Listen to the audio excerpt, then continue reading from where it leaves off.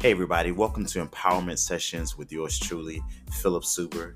Now, this podcast is meant to empower the authentic version of you to impact the world around you like only you can. So, before we get into our conversation, if you haven't already, please take a moment and subscribe. Hit that subscribe button and also share with someone that you know. All right, ready? Let's go.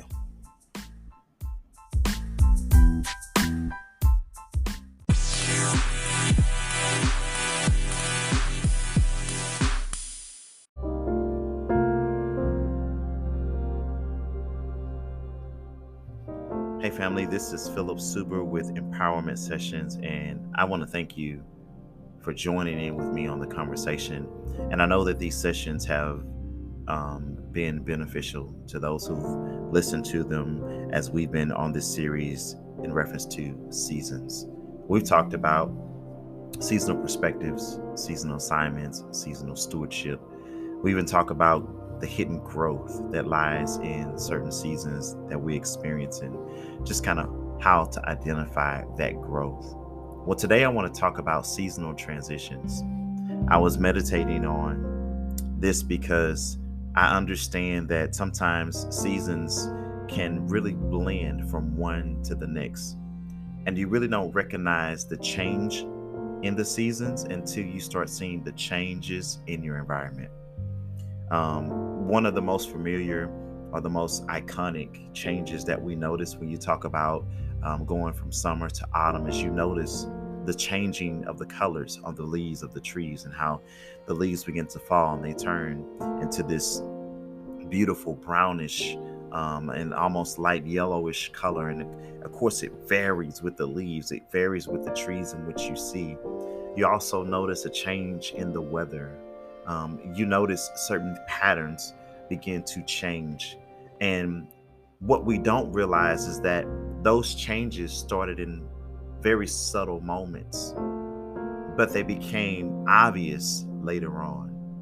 And life is the same way. We experience transitions, and sometimes we're not aware of the transitions until we're right in the middle of the transitions and it's obvious of the changes. And some of those changes may be that the friends that you and the circles that you would normally encounter change. Maybe your desires begin to change.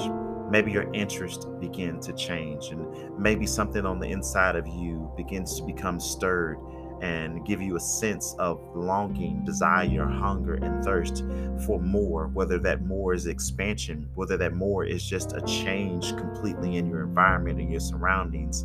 Maybe it's a reanalyzation of your goals, whatever that may be. Oftentimes, we don't really pay attention to the subtlety of the change. We always acknowledge the obvious changes. And so, in this, one of the underlining truths in this is that you're going to experience transitions. You're going to experience change. And I know that for some people, whether we're honest or not, change is difficult because we become so accustomed to the patterns that we have become comfortable with. It's predictable and it puts us in control. And one of the things about transitions is that you're not always in control of that transition, because the transition that we pay attention to is the external transition more so than we pay attention to the internal transition. And so what I want to talk about today is not the occurrence of the transition, not the possibility of the transition, but more so how we transition and some important takeaways that it's important for us to do and to acknowledge doing transition. One thing I like to say about transition is in the old church, we used to sing this song and it says that I'm so glad the troubles won't last always. And the idea behind that is that the thing that you're experiencing now is not a permanent situation, but it's rather temporary. And we talked about this in our earlier conversations in reference to seasons, that sometimes because we know a thing is temporary, sometimes we depreciate the value of it. Sometimes we undermine the significance of it while it is there in the moment in which it is existing. But it's important for us to understand that that makes it even more crucial because there is a purpose, there is an intention for those moments of its existence. That season that you're in, the season that we're currently in, you and I, the season that we're currently experiencing, there is purpose in those seasons. So it's crucial for us to understand that, hey, this season is for this purpose, whatever it may be. When you look at Ecclesiastics, and it talks about for everything there is a season and a time, and it begins under the sun, and it begins to list the various purposes: a time to mourn, there's a time to grieve, a time to gather, a time to scatter. There are appropriated purposes that are attached to these seasons. But what we must understand is that when that season has passed, it is imperative that we have gained everything that we could gain from that season, because a transition is coming. And one of the things that is important for us to understand is that one season prepares you for the next. But everything that you've experienced in the previous season is not necessarily meant to carry over into the next season. When you think about how animals, for instance, a snake, it sheds its skin. When you think about a caterpillar and how it goes through the transition of becoming a butterfly, it goes from one season to the next, but in each season, there is something significant that cannot be altered. And that is that this caterpillar is going to change. And the change is going to be obvious at some point. The change is going to impact how that creature, that organism, how you, how me, how we interact with the external environment about us. That change is not only going to impact that external environment, but it's going to impact internally how we view and how we adapt and how we live in the environments that we're in. You think about the caterpillar and you think about how it goes into the season of the cocoon. And in this cocoon, it's a season of being hidden. Why? Because the development that's taking place in that particular season needs to be protected.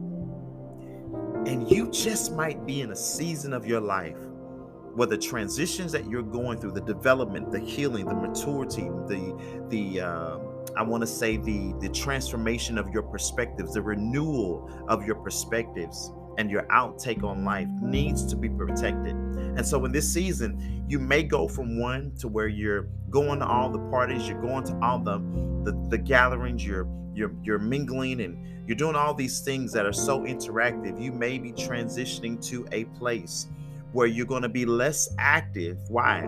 Because there's a need to protect the development that is taking place in your life. Why? Because in this next season of development, you're going to need for everything within you to be fortified, to be firm, to be stable. You're going to need to be established. Why? Because the next season after that is going to be a season where you're going to bloom, and you're going to go into environments that you are not necessarily used to, but you're going to need to be confident in who you are. You're going to need to be fortified in your values and the things that matter to you. And you're going to need to know the areas of your vulnerability that need to be protected, the parts of you that you can share, the parts of you that are not meant to be shared. You're going to need to have a greater understanding of yourself than what you've had in previous seasons.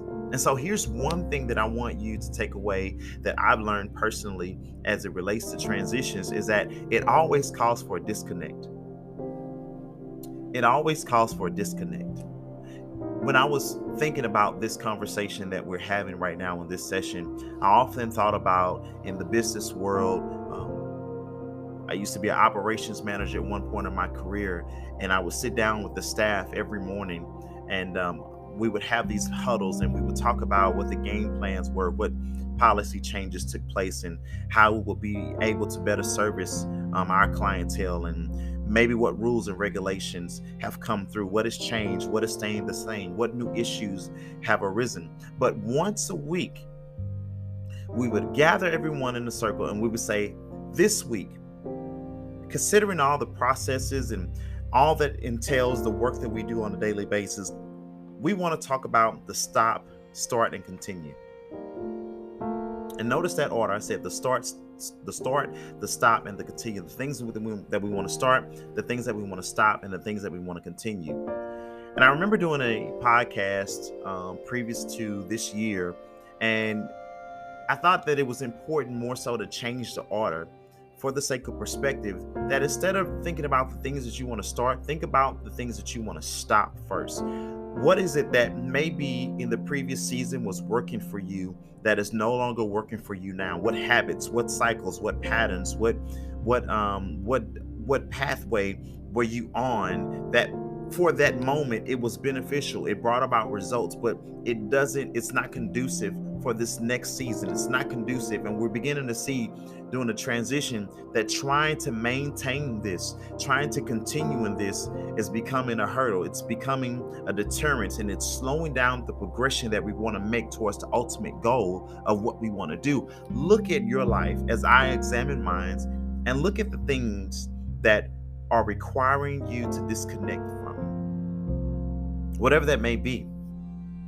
And that's an internal thing that you have to look at, that there are certain things. You look at the woman at the well, the Bible talks about, and with the woman, the Samaritan woman that was at the well, Jesus sits down with her, and in this conversation it begins to progress to the point where Jesus begins to identify with her. I know your past, but the entire intent of his conversation is not that we would dwell on your past, but that we will bring about a separation from your past so that you can move forward. And her past was a series of decisions that, and hear me out, that could have been sparked by hurt. It could have been sparked by trauma. It could have been sparked by feelings of insecurity and a lack of self-worth and validation as it relates to her environment and the society and the culture in which she lived. But in order for her to step into the new dimension of the new season that was ready for her, she had to disconnect with all of the things that her past had told her that she was. She had to disconnect not only from the thought process, but also from the patterns and the decisions that she had made. This transition calls for her to disconnect. What are the things that you are being called to disconnect from? And you know it, you sense it. And I'm not saying that it's always easy. I'm not saying that it's always hard, but I'm saying that it is necessary. There's some things we have to close the door to, and we have to end it.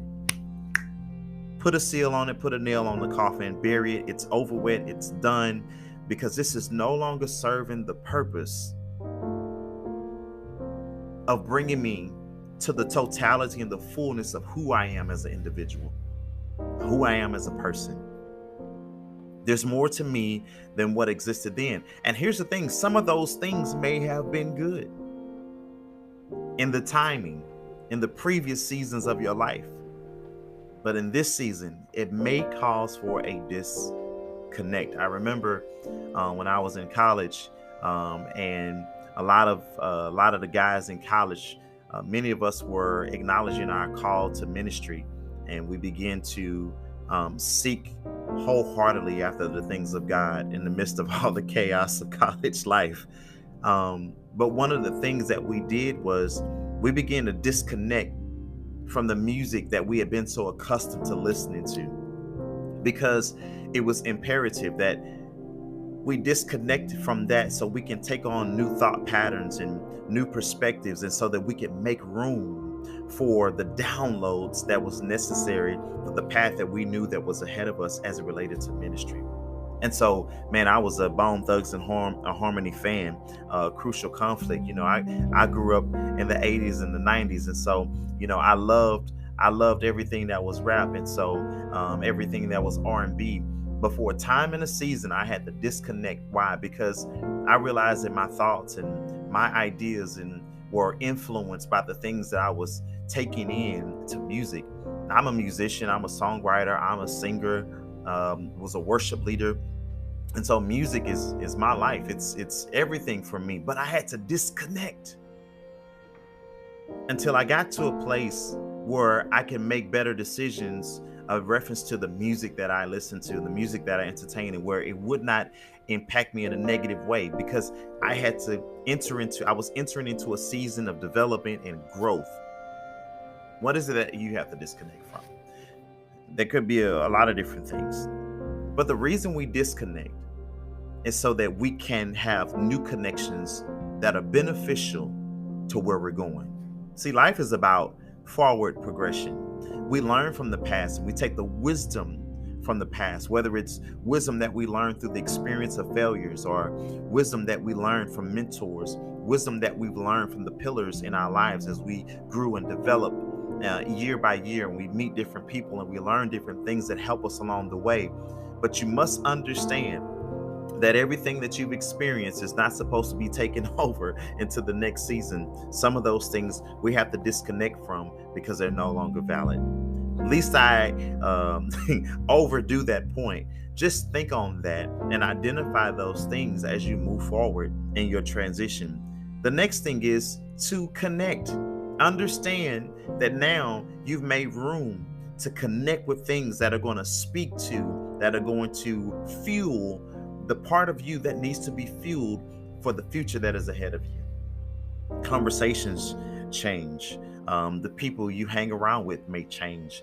The environments that you go to may change. What you feed yourself in terms of books and podcasts and music may change. Your ideals, your scheduling may change. Your habits may change. And these are new connections that are empowering you. So it may be a change of your dietary plan. Well, we've disconnected from the old patterns of eatings where we ate whatever we wanted to now being more intentional about what we eat and how many times a day do we eat, whether we're eating out as much or whether we now learn how to cook a home cooked meal. What is it to grill some steaks and some fish or whatever it is that your dietary needs may be a call for? Why? Because your ultimate goal is a healthier you. So now you've disconnected from the things that were not conducive to this goal, and you've connected yourself to the things that are going to empower you. I think about Psalm 1, where it says that this man who delights in the law of the Lord, he meditates upon it day and night. And it says that he shall be like a tree that's planted by the rivers of water. He's in a place and he's planted by the rivers of water. This tree personified as you and me. And the significance of this, where he's planted, is where he's planted nourishes his purpose. It nourishes the purpose of this tree. This tree has all the nutrients, all the water. He's planted in the place where his roots can grow deep. He's stabilized and he's established to continue in the growth process. Why? Because in that growth process, he begins to bear fruit. And the scripture continues to say that he will bear fruit in his season, and whatever he does prosper. Why? Because he's in a place, he's situated in a place, he's planted in a place that fuels and that nourishes the very purpose of his existence. And in the seasons of your life that you're going to, you need to be connected to people, to conversations, to things that nurture who you are as an individual. Not who you were in previous seasons. You got to believe in transformations. There's a saying that, once this, always this. Well, I don't necessarily agree with that, because the Bible says that if any man be in Christ, he is a new creature, and old things pass away, and behold, all things come new. Romans 12 talks about this in verse 2, that don't be conformed to this world, but be transformed, be renewed by the renewing of your mind. And this is imperative as you move forward and as you transition from one season to another. Why?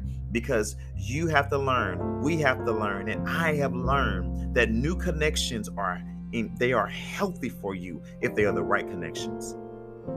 And so I don't want anything connected to me that's not speaking to me, that's not strengthening me, that's not nourishing me, that's not empowering me to be the best me that I'm created to be. Here's another thing. So we talk about disconnecting. We talked about the new connections, but here's another thing. There's a new dialect that comes across with transitions. Man, I think about people who in previous seasons of their lives, they always complained, but they want better.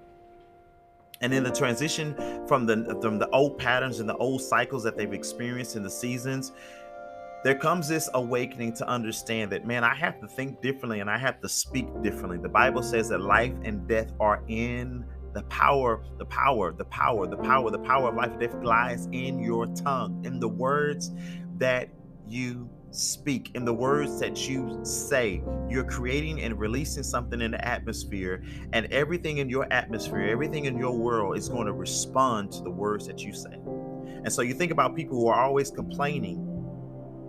never have really much of anything good or positive or optimistic to say. And I understand that there is a balance between optimism and realism, but there were people who kill their destinies with the very words that they speak, because they don't see anything worthwhile. They don't envision it, because they haven't exposed themselves to a better way of thinking, a different perspective, a better outcome, or even the possibility of things changing and turning around. And they never disconnected from the negative, toxic views and perspectives that they've held on to. And because that's what they hold on to, they use it to justify their dispositions of being angry, of being uptight, of being cold-hearted, of thinking less of people who are making forward momentum in their lives.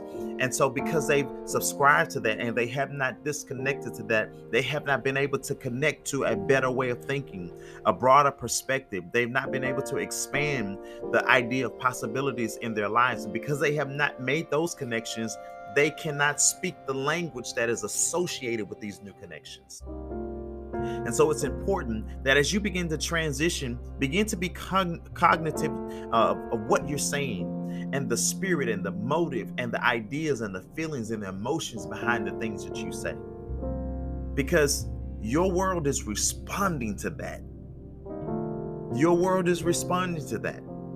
Everyone knows, it's a common saying, the definition of insanity is doing the same thing but expecting different results.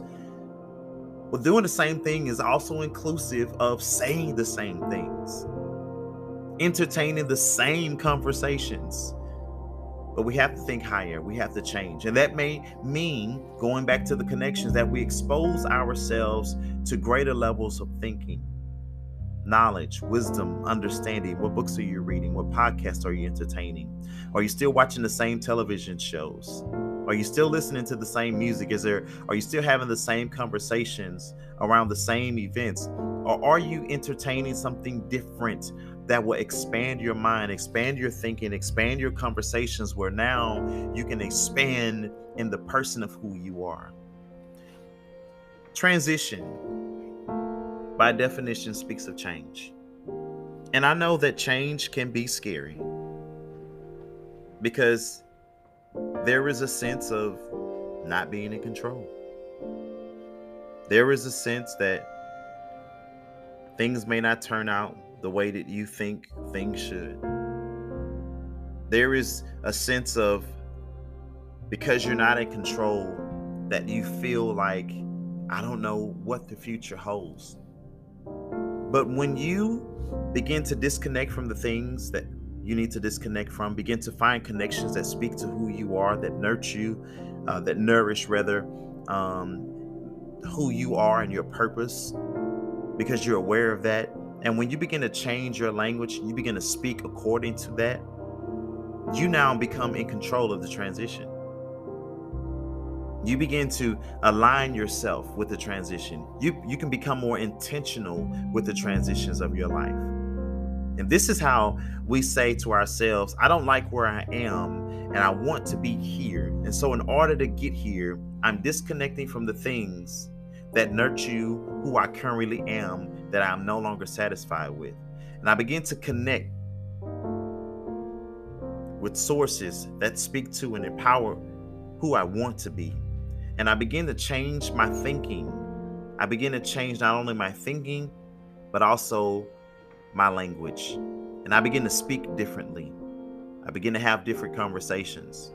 It's amazing how one person can lose a job and think that their world is over, when another person can lose a job and see it as an opening to a new opportunity to do the things that was already in their heart to do, the dreams and the desires and the aspirations. They can feel a sense of freedom now to explore, now to live more vigorously the life that they've wanted to live, to seek new possibilities and to understand. Now, here's a transparent moment. I remember in therapy, and some pivotal moments in my life that were just, they were just really difficult. And I remember my therapist, and she began to tell me, she said, you attract opportunities.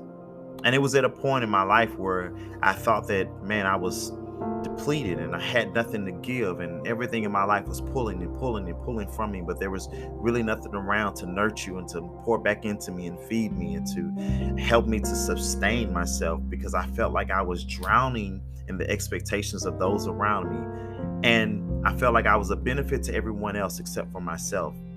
And I was afraid of losing out on this and that and opportunity here and there. And she said, no, you attract opportunities. And what she did was she listened to my story and she listened to where I was, and she was able to see beyond my experience. The core of who I am is attracting opportunities. Why?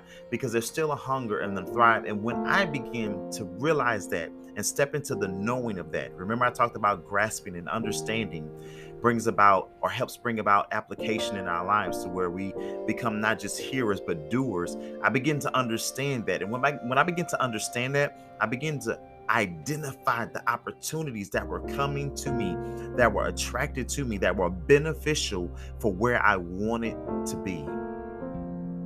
And today in this session, I want to extend that to you. Wherever you are in your life, if you're in a transitioning season, I want you to know that an end is not a permanent ending, but it is a doorway and a portal and an opportunity to a new beginning, to a new level, to a new dimension, to exciting opportunities that are before you. But it is imperative for us to understand that with every transition, it calls for a disconnection, it calls for new connections, and it calls for a new language.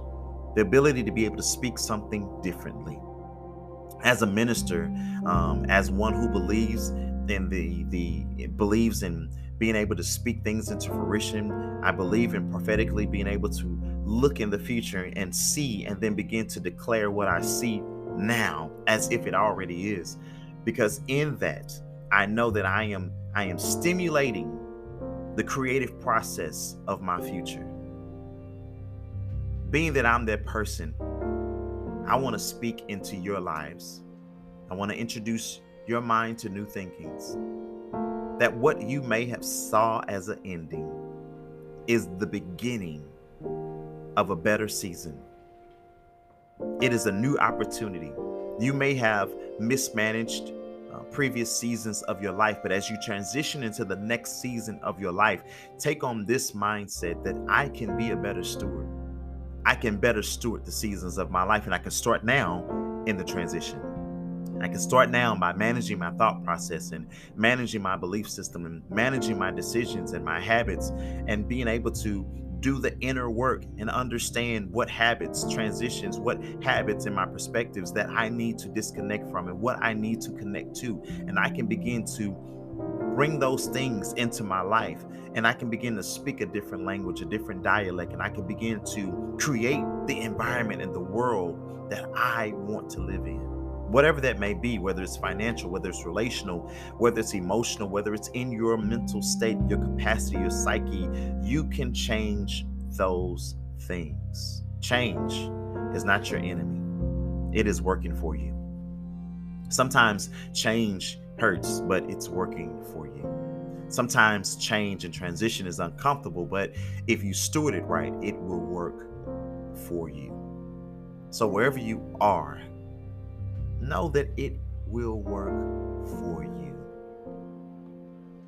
It's not a matter of if you will experience change or transition.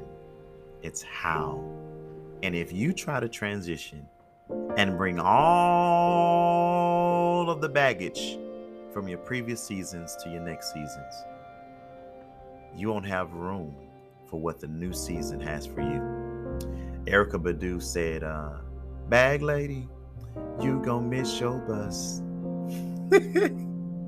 Carrying all those bags like that. Something along those lines, right? And the idea is sometimes you gotta lighten up your load. Lighten up the excessive baggage, the things that you've been carrying, the thoughts, the ideas, the perceptions, the patterns that you've been operating in. They're no longer conducive for what's ahead of you. I hope this session has been beneficial to you, and pass it on. Think on it. Meditate on it. We'll talk later.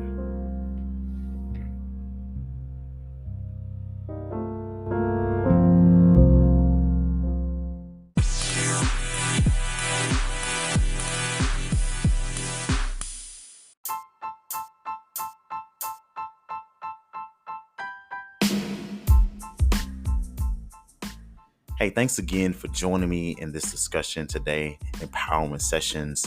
I really appreciate it. Hope that you did take the time to subscribe if you already haven't. And also, if you took a moment to share it. If you haven't, you still got time to do it. Now, listen, remember that this podcast is meant to empower the authentic version of you to impact the world around you like only you can. Now, you can follow me even after the podcast is over on Instagram at empowerment_sessions or at I am Philip Super. And even on Facebook, you can join the empowerment community as well if you follow me on there with Empowerment Sessions page. All right. I look forward to adding you guys to the group and seeing your comments on how this podcast has really impacted you in a positive way. Until next time, remember, it's all about you being empowered to help the next generation.